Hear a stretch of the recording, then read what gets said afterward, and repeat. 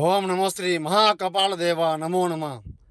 సర్వం నీలం కంఠం శత్రు సర్వనాశనం కురుహేక మహాకాళీ మాత సంహరణం శత్రు ఏకదాడి మానం తాండవం శత్రు మానమూలం దండనం శ్మశానం ఏకరుద్రం సర్వం నీలకంఠం.